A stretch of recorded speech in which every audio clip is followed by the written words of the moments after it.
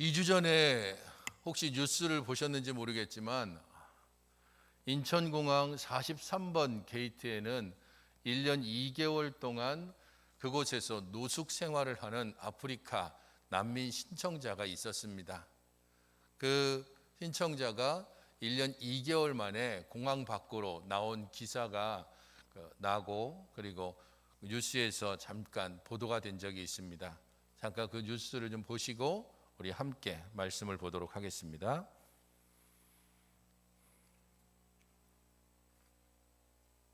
환승장에 갇혀 지내면서 정부에 난민 신청을 냈지만 접수 자체를 거부당했습니다. 한국이 도착지가 아니라 경유지라는 이유인데요. 법원이 오늘 난민 심사 절차를 시작도 하지 않은 건 부당하다고 판결했습니다. 자세한 얘기는 남효정 기자가 보도합니다. 인천국제공항. 아프리카인 A씨는 1년 2개월 동안 43번 게이트 좁은 벤치에서 살았습니다. 코로나 때문에 샤워실이 폐쇄돼 씻기 힘든 것도 큰 고역이었고 먹을 것도 없고 잠도 제대로 못 자다 보니 온몸은 아프고 심장까지 고장났습니다. 그래도 고국으로 가는 것보다는 나았습니다. 정치적 박해를 피해 도망쳐 나왔는데 동생과 가족들은 살해됐고 자식들 생사도 모릅니다. Moi, c'est mieux de me mettre en prison parce que je ne peux pas retourner au pays. Parce que ma vie au pays était en danger. 이런 A씨가 우리나라에 난민 신청을 했지만 거부됐습니다. 입국자가 아니라 환승객이라는 이유로 신청조차 못했습니다. A씨는 접수라도 해달라고 소송했고 작년 6월 승소했지만 법무부가 항소해 공항 생활은 더 길어졌습니다. 그리고 오늘 항소심도 1심과 마찬가지로 신청조차 안 받은 건 위법이라고 판결했습니다. 한 사람이 비인도적인 환경에서 목숨을 위협받고 있는 가운데 패소한 출입국 당국이 굳이 항소까지 해가면서 이 상황을 연장해야 했는지 의문입니다. 지난주엔 공항에서 갇혀 사는 건 너무 가혹하다는 법원 판단으로 1년 2개월 만에 처음으로 공항 밖으로 나왔고 지금은 한 민간단체 숙소에서 지내고 있습니다. 공항에 방치한 나라가 원망스러울 만도 한데 A씨는 너무 기쁘고 감사하다고 했습니다. 그러면서 앞으로 한국 정부를 실망시키지 않겠다고 했습니다. Le gouvernement coréen voulait de m'accorder mon asile. Je suis très content. 법무부가 상고하지 않는다면 이제 난민 신청을 할 수 있게 됐을 뿐 난민으로 인정받으려면 아직 갈 길이 멉니다. Si on avait refusé mon asile, je pourrais dire au gouvernement coréen de me garder même en prison. Dis, le gouvernement de chez nous va changer. 그러면서 A씨는 소송을 도와준 인권단체와 변호사들, 공항에서 매일 인사해주던 청소 노동자들에게도 감사의 말을 전했습니다. 예전에 제가 봤던 영화 중에 터미널이라는 영화가 있습니다. 저 지금 봤던 저 상황하고 똑같은 상황을 그리고 있는 영화입니다. 나라가 갑자기 없어져서 난민 신청도 안 되고 또 그렇다고 해서 어디 입국도 안 되는 그런 상황에서 공항 대합실에서 계속해서 머물고 있는 사람 이야기를 그렸던 영화인데요. 그게 실제로 우리나라에서 1년 2개월 동안 공항 대합실에서 지내는 사람이 있다는 것을 듣고서 사실 좀 깜짝 놀라기도 했습니다. 우리나라처럼 난민 신청 절차가 까다롭고 또 난민 인정은 더욱더 안 되는 나라가 그렇게 많지는 않습니다. 특별히 세계 경제에서 10위권을 자랑하는 나라들 중에 이 정도로 다른 나라 사람들을 받아들이는 일에 상당히 거부감을 가지고 있는 나라는 대한민국 외에는 거의 없는 것 같습니다. 그만큼 다른 사람들에 대해서 상당히 배타적인 생각들을 가지고 있는 게 또 이 나라의 이제까지의 역사이기도 합니다. 2018년 기억하시는지 모르겠지만 제주도에 예멘 난민 신청자 사건을 여러분 혹시 기억하시는지 모르겠습니다. 제주도를 경유해서 가려고 했던 예멘 사람들이 제주도 공항에서 500명이나 갑작스럽게 난민 신청을 하는 바람에 그 일들이 크게 화제가 되기도 했고 그 사람들 결국에는 제주도에 거의 묶여 있다가 지금은 이것저것으로 흩어지기도 하고 또 다른 곳으로 가기도 하고 그렇게 됐지만 그때 한참 난민과 관련되어진 이 땅의 태도에 대해서 돌아볼 기회가 있었습니다.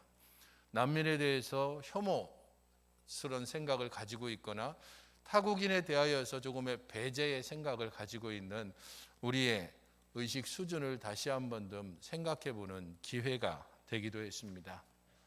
오늘 우리가 보는 이 본문은 잘 알려져 있는 본문입니다. 소돔과 고모라가 어떻게 멸망당하게 되었는지에 대해서 기록하고 있는 내용이기 때문입니다.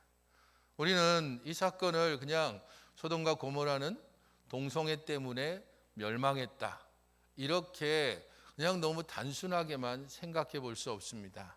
왜냐하면 이 창세기 19장의 내용은 창세기 18장의 내용과 서로 대조를 이루면서 우리에게 우리 자신들이 어떻게 살아가야 되는지를, 환대를 통해서 약속을 받은 아브라함과 박대를 통해서 결국 멸망으로 나간 소돔성을 비교하면서 우리의 모습들을 돌아보게 하기 때문입니다.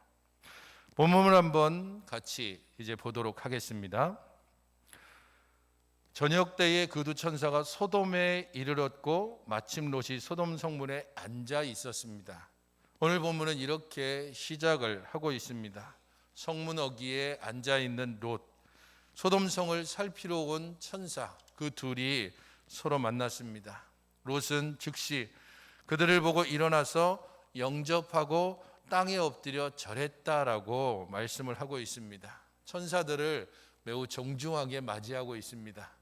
우리가 생각하는 것처럼 천사라고 하니까 그들 뒤에 뭐 날개가 달려 있었다거나 혹은 머리에 뭐 이렇게 둥그런 그런 관이 있었다거나 그런 것이 아니고 그냥 우리와 같은 일반 사람입니다. 나그네였고 오랜 여행 때문에 상당히 지쳐 있고 얼굴에는 땀이 흘러서 떼자국이 그대로 보일 수 있는 사람입니다. 평범하고 도움이 필요한 두 사람이 소돔성에 도착했고 그것을 발견한 롯이 그들에게 대해서 영접하고 땅에 엎드려 절하는 굉장히 친절하고 또한 아주 정중하게 맞이하는 것을 볼 수 있습니다. 이런 롯의 태도는 앞서 동일한 사람을 만났던 아브라함에게서도 그대로 드러납니다. 18장 2절에서 보면 그가 그들을 보자 곧 장막문에서 달려나가 영접하며 몸을 땅에 굽혔다라고 아브라함이 이 천사들을 맞았던 장면을 기록하고 있습니다. 아브라함도 그렇고 롯도 그렇고 이 두 사람의 천사를 실제로 우리가 천사라고 알고 있지만 아브라함과 롯은 그냥 평범한 나그네를 이렇게 굉장히 정중하게 맞아들였습니다.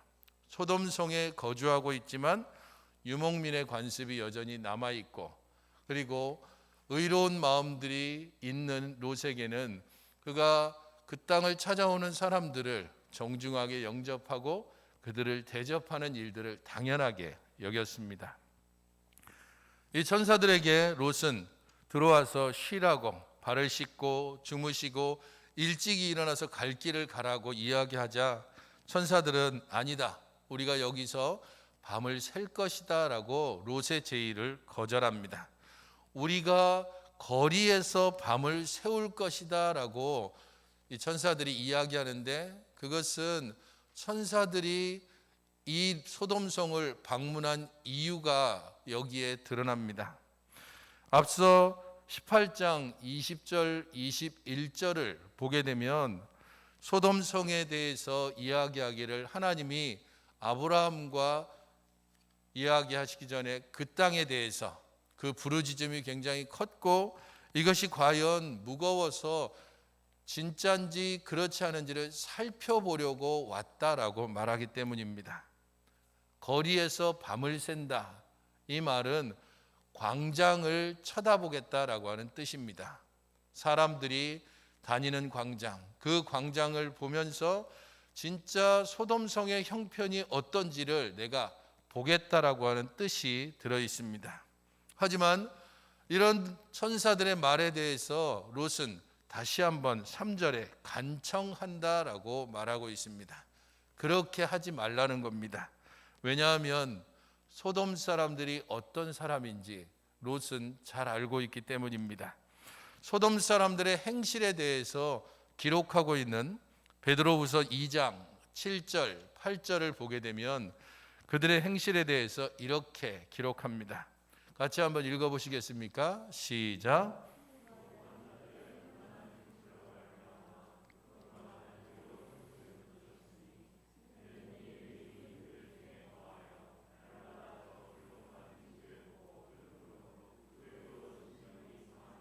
무법한 자들의 음란한 행실, 이 그 불법한 행실, 그로 인해서 날마다 마음이 상했던 롯입니다. 그들이 사람들을 어떻게 대하고 특별히 낯선 사람들을 어떻게 대하는지를 너무 잘 알고 있는 롯이기 때문에 그렇게 거리에서 지내다가 무슨 봉변을 당할지 알 수 없으니 내 집에 들어와서 쉬고 일찍이 갈 길을 가도록 그렇게 요청하는 겁니다. 롯의 이 간청에 천사들은 롯의 집에 들어가고 그들이 식탁을 베풀어진 음식을 함께 나누고 먹고 이제 막 잠자리에 들기 직전에 소돔 사람들이 롯의 집에 도달합니다. 4절을 보면 그들이 눕기 전에 그 성사람 곧 소돔 백성들이 노소를 막론하고 원근에서 다 모여 그 집을 에워쌌다라고 기록합니다. 밤중에 소돔 사람들이 원근을 물론하고 이 소돔성 곳곳에 있는 사람들이 다 어쩌면 대표적으로 이야기를 할 수 있는 사람들이 다 롯의 집을 애월쌀 정도의 무리가 들이닥쳤습니다. 그리고 그들은 이렇게 말합니다. 오늘 밤에 내게 온 사람이 어디 있느냐? 이끌어내라. 우리가 그들을 상관하리라. 5절에 있는 이 말씀을 하나씩 보십시오. 어디 있느냐? 이끌어내라. 그들을 상관하리라. 협박 그리고 강압적인 태도가 그대로 드러나고 있습니다. 도대체 어디 숨겼어? 지금 당장 끌어내고 우리가 그들을 상관할 것이다 라는 겁니다. 특별히 상관한다라고 하는 단어 자체가 그들을 안다 혹은 그들에 대해서 이해하고 혹은 그들을 파악하고 가까워진다라고 하는 의미와 함께 성관계를 가진다라는 의미도 여기에 포함되어져 있습니다. 그래서 이 부분을 소돔의 동성애 부분으로 많이 생각을 할 수 있습니다. 하지만 단순히 성관계만을 위해서 밤중에 수많은 사람들이 노인으로부터 젊은이에 이르기까지 소돔성에 있는 롯의 집을 애워쌀 정도로 그 많은 사람이 단지 그 일만을 위해서 모두 몰려왔다고 생각하기에는 무언가 좀 문제가 있습니다. 정말 중요한 것은 낯선 사람들이 소돔성을 방문했고 그 낯선 사람을 롯이 자기 집으로 데리고 들어갔습니다. 롯도 원래 이방인이었고 방금 도착한 사람도 원래 이방인입니다. 그들 둘이 함께 있는 그 집에서 도대체 지금 어떤 일이 일어나고 있는지 그들은 거기에 훨씬 더 관심이 있고 그 정체를 파악하려고 하는 일에 그들은 모두가 다 몰려와서 이 밤중에 롯의 방문을 두드리고 있는 것입니다. 탈무드는 이 부분에 대해서 해석하기를 소돔 사람들이 도시를 찾은 나그네들을 험하게 대접하는 것은 그들을 낙담시키기 위함이다. 소돔 사람들은 자신들이 이룬 번영을 낯선 사람들과 결코 나누려고 하지 않았다. 자기들이 이룬 번영을 낯선 사람들과 결코 나누고 싶지 않은 사람들. 그래서 낯선 사람을 보면 경계할 뿐 아니라 그 사람들을 위협해서 자기들의 영역에 아예 들어오지 못하도록 하는 것이 소돔 사람들의 습성이었습니다. 토착민이 나그네에 대해서 횡포를 베푸는 것이고 도시민이 유목민에게 횡포를 부리는 겁니다. 가진 자가 가지지 못한 사람들에게 보이는 횡포가 이 소돔과 고모라 사람들에게 그대로 드러나고 있습니다. 앞서 이 소돔성에 대해서 설명하기를 기름지고 물이 넉넉하고 여호와의 동산 같고 애굽과도 같은 곳이라고 소돔성에 대해서 소개했습니다. 그곳은 풍요롭고 넉넉한 곳이었습니다. 어쩌면 소돔성 사람들이 먹고 충분히 남고 다른 이들에게 베풀 정도로 넉넉한 곳이었습니다. 하지만 그들은 구걸을 하거나 몰래 이주하러 온 사람들, 그런 사람들에게 대해서 인색할 뿐 아니라 그들을 완전히 박대하고 내쫓음으로써 자신들이 가지고 있는 것을 다른 사람들과 나누려고 하지 않았습니다. 2019년 10월에 뉴스에서 안타까운 사건이 보도된 적이 있습니다. 영국에 불법 이민을 하려고 했던 베트남인 39명이 냉동 트럭에 갇혀서 영국에 도착했을 때에 그 39명 전원이 동사한 것을 발견한 겁니다. 저기 보시면 저 트럭 안에 39명이 갇혀 있다가 모두가 다 동사하고, 그래서 불법 이민에 대해서 단속하는 것들, 그리고 불법 이민의 그 브로커들의 문제가 한참 시끄럽게 나온 적이 있습니다. 다른 이들에 대하여서 자국의 이익을 지키는 일들은 정부가 당연히 해야 할 일입니다. 하지만 그 일들을 너무 강압스럽게, 그로 인해서 사람들이 계속해서 희생되는 일들을 어떻게든지 구조적으로든지 혹은 정치적으로든지 풀어가야 하는 문제도 또한 국가가 해야 되는 문제이기도 합니다. 장기간 지속되는 코로나 상황에서 지금 점차 드러나고 있는 것은 코로나 백신을 부유한 나라들이 독점을 하고 가장 먼저 그것을 공급받으려 하고, 혹은 자기 나라에서 생산된 것들을 다른 나라에 수출하지 못하도록 하는 그런 형식의 백신 독점이 점점 조금씩 문제가 되어지고 있습니다.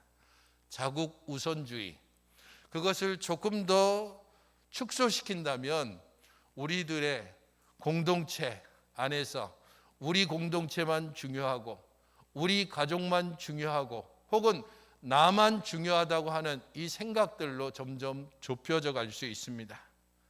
소돔이 그런 곳이었습니다. 우리가 가진 것을 이웃과 나누기를 거부하는 사람들, 그들이 소돔이었고, 그런 소돔 사람들에 대해서 에스겔서 16장 49절 50절은 그 죄악을 이렇게 고발하고 있습니다. 네 아우 소돔의 죄악은 이러하니 그와 그의 딸들에게 교만함과 음식물의 풍족함과 태평함이 있으며, 또 그가 가난하고 궁핍한 자를 도와주지 아니하며 거만하여 가증한 일을 내 앞에서 행하였습니다. 그러므로 내가 보고 곧 그들을 없이 하였느니라. 예레미야 23장 14절도 소돔과 고모라에 대해서 고발합니다. 내가 예루살렘 선지자들 가운데에도 가증한 일을 보았나니 그들은 간음을 행하며 거짓을 말하며 악을 행하는 자의 손을 강하게 하여 사람으로 그 악에서 돌이킴이 없게 하였은즉 그들은 다 내 앞에서 소돔과 다름이 없고 그 주민은 고모라와 다름이 없느니라.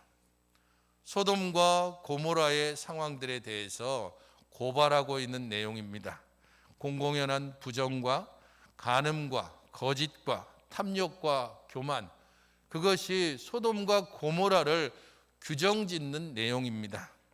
이 고발장에는 부정과 부패와 교만과 치부와 박해와 억압과 착취와 강간, 이런 모든 것들이 소돔 고모라로 평가되고 이것을 고발장에 함께 담고 있습니다.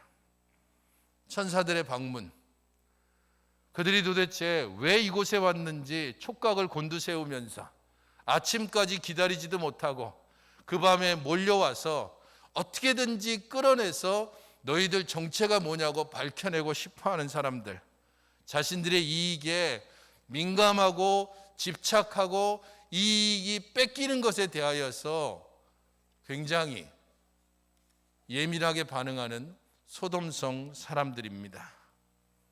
그들에 대하여서 부르짖음이 컸고 내가 그 부르짖음을 듣고 그렇지 않은지 혹은 그러한지를 알아보려고 하나님께서 방문하신 겁니다.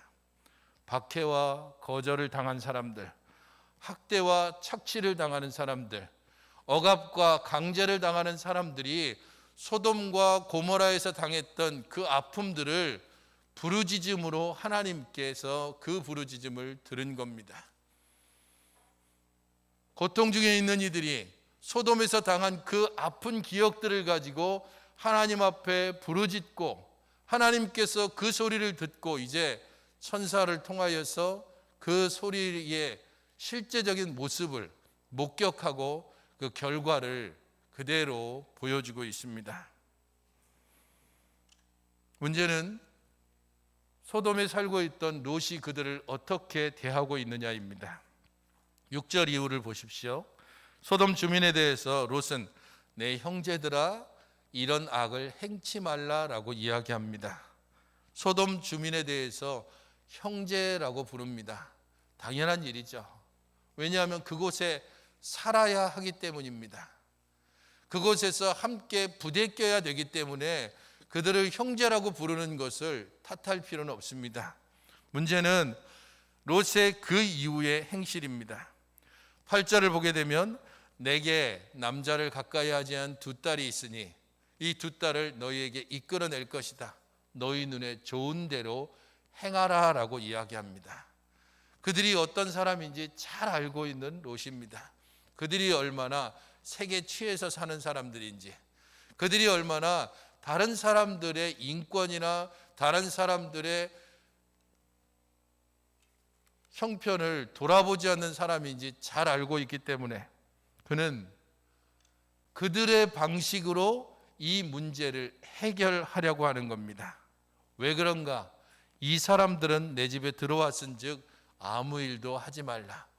나그네를 보호하기 위해서 자기의 두 딸을 불법한 자들에게 내어주겠다라고 말하고 있습니다. 그것도 내가 이 두 딸의 허락을 받는 것도 아니고 그냥 아버지라는 것 때문에 두 딸을 강제로라도 끌어내서 자신의 체면 혹은 자기 집의 가문의 체면을 지켜가겠다는 롯의 태도가 여기서 그대로 나타나고 있습니다.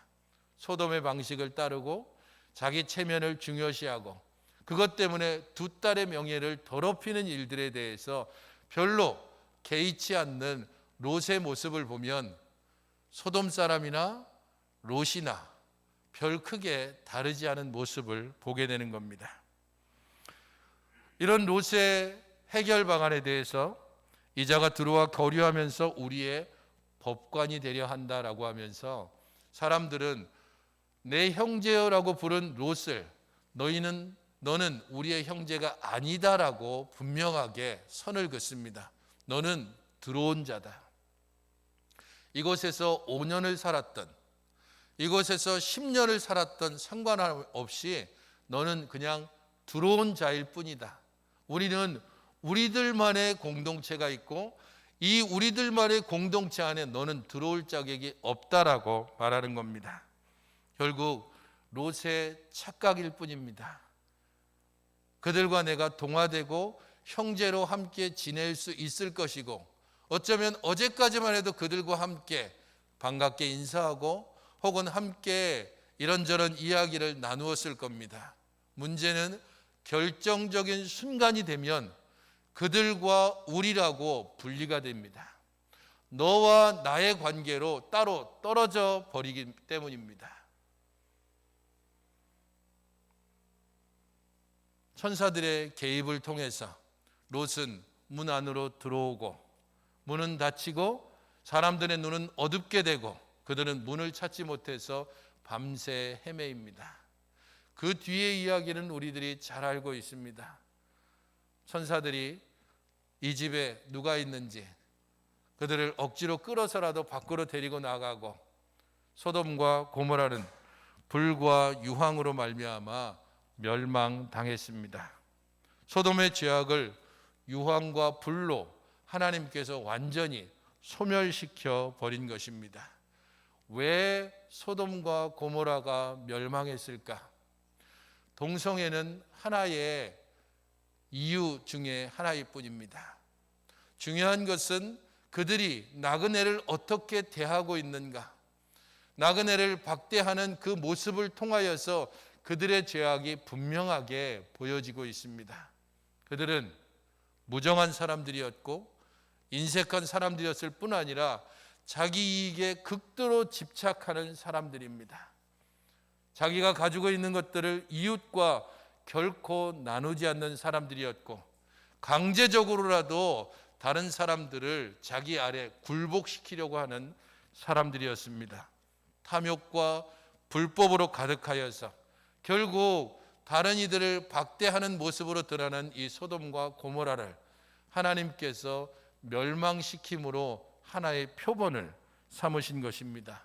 부정과 부패와 교만과 치부와 박해와 억압과 착취와 간음과 악행, 이 모든 죄악의 표본이 낯선 자들을 대하는 태도에서 그대로 드러나고 있습니다.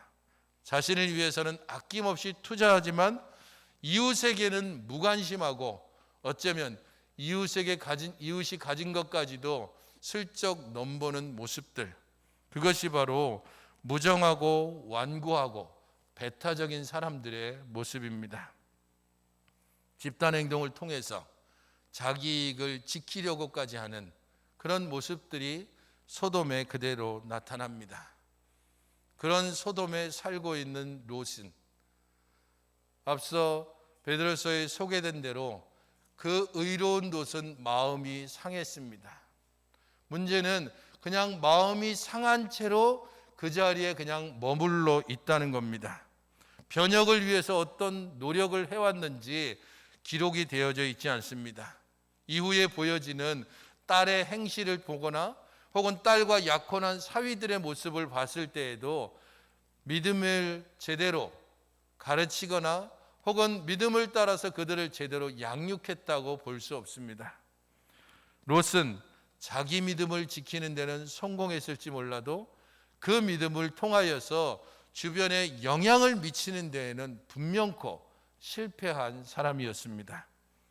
롯은 소돔성에서 살아있기는 했지만 소돔성에 사는 것이 롯의 목적은 아닙니다. 오늘 우리들에게 이 세상은 어떤 곳입니까? 그냥 단순히 살아가는 것이 목적이 아닙니다. 우리를 통하여서 우리를 부르신 하나님의 뜻이 무엇인지를 묻고 그 하나님의 뜻을 이루기 위해서 살아가는 것이 우리의 목적이 되어야 합니다. 그러기 위해서는 우리들 개인이 하나님 앞에 믿음을 점검할 뿐 아니라 하나님 안에서 우리들의 태도와 또한 우리들의 삶의 목적을 날마다 점검받아야 합니다. 하지만 문제는 개인이 아무리 그렇게 선한 의도를 가지고 선한 태도를 가진다 할지라도 그것은 분명히 한계가 있습니다. 그렇기에 공동체가 중요합니다. 혼자가 아니라 함께, 나 홀로 생각하고 행동하는 것이 아니라 함께 토론하고 함께 의논하고 함께 마음을 모으고 함께 행동할 때 그때 좀 더 큰 힘이 드러날 수밖에 없습니다. 그때 좀 더 효과가 드러나고 그리고 그 효과가 실제적으로 나타나게 되는 것입니다. 아브라함의 기도를 생각해 보십시오.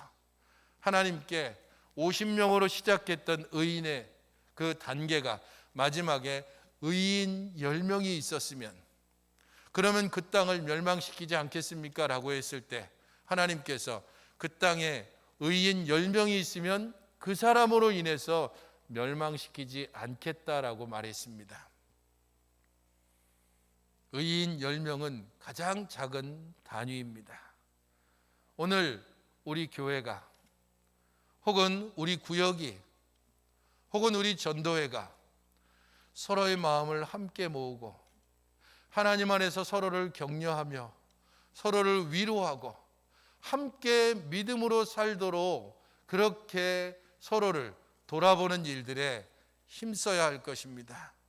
말씀을 묵상함으로 우리 하나님의 뜻이 무엇인지를 묻고 함께 예배하는 가정을 통해서 우리의 가정이 믿음 가운데 든든히 서도록 노력해야 할 것입니다.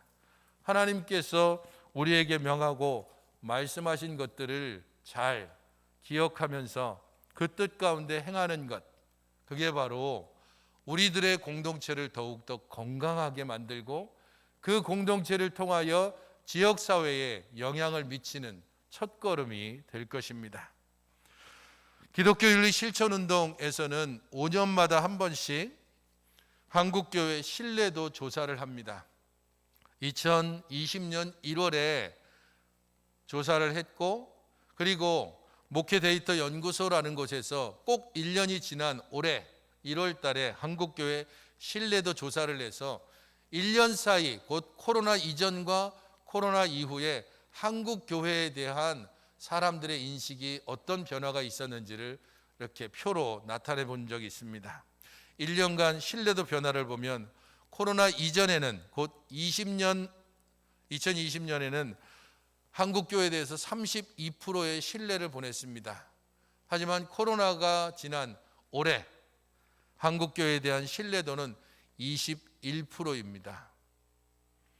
국가가 종교의 자유를 제한하는 게 가능합니까? 라고 하는 질문에 대해서는 코로나 이전에는 59%가 가능하다라고 대답했는데 코로나 이후에는 86%가 종교의 자유를 제한하는 것도 가능하다라고 인식 자체가 이렇게 변해버렸습니다. 비개신교회들, 곧 믿지 않는 사람들이 한국 교회에 대해서 가지고 있는 신뢰도는 9%밖에 안 됩니다. 30대가 그 중에 가장 낮은, 저렇게 주황색으로 보이는 것이 그 표입니다. 30대가 한국 교회에 대해서 가장 낮은 신뢰도를 보이고 있는 것을 알 수 있습니다. 이런 낮은 신뢰도에도 불구하고 또 한국 교회에 대해서 가지고 있는 소망도 있습니다. 그래서 두 가지 과제를 교회에 주문하고 있는데, 그것은 공적 역할을 좀 강화해 달라라고 하는 것과 사회 이념 갈등을 통합하는 일들에 교회가 앞장서야 한다는 겁니다. 한국 교회가 집중해야 될 부분에 대하여서도 또 이야기를 하고 있는데, 특별히 개교회 중심주의에서 좀 탈피하라는 게 가장 높은 수준으로 나왔습니다. 그냥 개교회 중심으로만 움직이지 말고 한국 사회 전체를 돌아보고 교회가 역할들을 고민해야 한다는 겁니다. 또한 구제와 봉사, 이 부분에서도 더욱더 힘써달라고 하는 게 믿지 않는 사람들의 주문입니다. 개신교인들에게 믿지 않는 사람들이 원하는 이미지, 그 이미지를 순서대로 쭉 해봤는데 가장 높이 나타나는 게 윤리적인이라는 겁니다. 그 다음엔 투명한, 희생적인, 정의로운, 배려심, 포용성이 있는 이런 순으로 나타나고 있습니다. 한국 교회에 대해서 사람들은 그래 봉사 많이 하고 있어, 인식은 가지고 있습니다. 하지만 그렇다면 그 봉사를 하는 만큼 너희들이 실제적인 삶에서 무언가를 좀 보여달라고 요구하는 겁니다. 윤리와 도덕, 그것을 요구한다는 것은 진정성을 보여달라는 겁니다. 그냥 밖으로 드러나는 전시적인 행동이나 혹은 전시적인 어떤 행사가 아니라 너희들의 삶 자체를 통해서 진정성을 보여달라고 그렇게 사람들은 요구하고 있습니다. 무정함, 완고함, 배타적임, 이기심, 소돔성을 그렇게 규정할 수 있습니다. 오늘 우리 교회는, 그리고 우리들은 우리 스스로를, 그리고 우리 교회를 어떻게 규정할 수 있습니까? 윤리적입니까? 투명합니까? 희생적입니까? 정의롭습니까? 배려심이 있습니까? 포용성이 있습니까? 이 부분들에 대해서 질문해보고, 그리고 우리들은 나그네에 대해서 정말 환대하고 그들을 따뜻하게 맞이하고 있습니까? 바로 그 부분에서 우리들이 주장하는 것을 실제 삶에서 적용하는 것으로 보여줄 수 있습니다. 나중에 집에 가셔서 칼럼을 보시면 환대의 시작이라고 해서 칼럼을 잠깐 썼습니다. 저녁에 퇴근할 때 교회 앞에 놓여 있는 의자에 어떤 분이 앉아 있다가 그 의자가 너무 더럽다면서 여기 이 앞을 이렇게 지나다닐 때 의자가 놓여서 잠깐 쉴 수 있는 것이 우리 교회밖에 없답니다. 그래서 잠깐 쉬고 싶었는데 의자가 너무 더러워서 자기가 가지고 있는 휴지로 닦고 겨우 앉았다면서 기왕 의자를 놨으면 좀 깨끗하게 닦아달라고 요구했습니다. 낯선 사람이 지금 밥 먹으러 막 가고 있는데 갑작스럽게 그것도 반말로 얘기하는 것 때문에 처음에 기분이 굉장히 좀 안 좋았는데 점점 집에 가면 생각해 보면 환대라는 게 이런 거구나. 아주 작은 것에서부터 준비하는 거. 의자를 내놨으면 앉을 수 있게 준비를 해주는 게 그게 당연한 거죠. 그렇게 요구하는 것을 무례하다라고 생각하지 말고 준비하지 못해서 미안합니다라고 아예 처음부터 좀 그렇게 나가시면 좋았을 텐데 뭔가 좀 변명하느라고 이 의자 원래는 앉으라고 둔 거 아닙니다. 그런 식으로 확 지나가려고 했던 저 자신에 대해서 반성을 하게 됐습니다. 여러분들 교회에 주일날 오실 때마다 그래도 깨끗하게 교회당이 그리고 그 계단과 로비가 깨끗해지는 것은 누군가의 수고가 있기 때문입니다.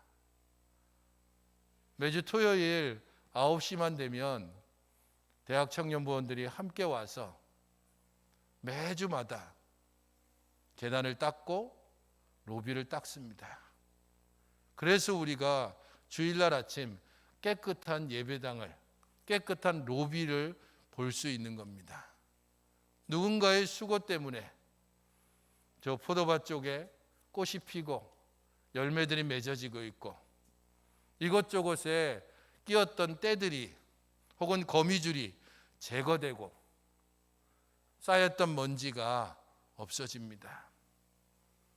우리들 마음에 누군가를 환대하고자 하는 마음들이 있다면 아주 작은 것에서부터 함께 참여하고 함께 좀 마음을 쓰고 함께 서로를 돌아볼 수 있어야 합니다. 그것이 바로 하나님의 환대를 받은 하나님의 은혜를 받은 사람들의 당연한 모습이어야 됩니다. 억지로 끌려서 하는 것이 아니라 우리를 구원하시고 우리를 사랑으로 맞아주시고 우리를 은혜 가운데 품어주시는 하나님의 은혜에 감사하여 그 가운데 사는 것이 당연한 우리들의 모습이 되어야 합니다. 마지막으로 짧은 시 하나를 우리가 함께 봄으로 말씀을 마치겠습니다. 마종화 시인이 지은 딸을 위한 시입니다. 한 시인이 어린 딸에게 말했다. 착한 사람도 공부 잘하는 사람도 다 말고 관찰을 잘하는 사람이 되라고. 겨울 창가의 양파는 어떻게 뿌리를 내리며 사람은 언제 웃고 언제 우는지를. 오늘 학교에 가서 도시락을 안 싸온 아이가 누구인가를 살펴서 함께 나누어 먹으라고. 관찰을 잘하는 사람, 이웃에 관심을 가지는 사람, 바로 그런 사람이 은혜 받은 사람이고 환대를 준비하는 사람이고 이웃에 관심을 가지는 이들입니다. 우리 모든 성도들이 이런 관찰을 잘하는 사람, 이웃에 관심을 가지는 사람, 환대의 준비를 하는 사람, 은혜 받은 자의 마땅한 모습을 갖추는 우리 모든 성도들이 되시기를 주님의 이름으로 축원드립니다. 하나님 아버지, 저희들 모두를 주의 은혜 가운데 온전히 이끌어 주시고 하나님의 거룩한 사랑 안에서 날마다 품어 주시옵소서. 그리하여 하나님께 받은 사랑을 우리의 이웃들에게 따뜻함으로 정성으로 함께 나누게 하여 주시옵소서. 예수님의 이름으로 기도하옵나이다. 아멘.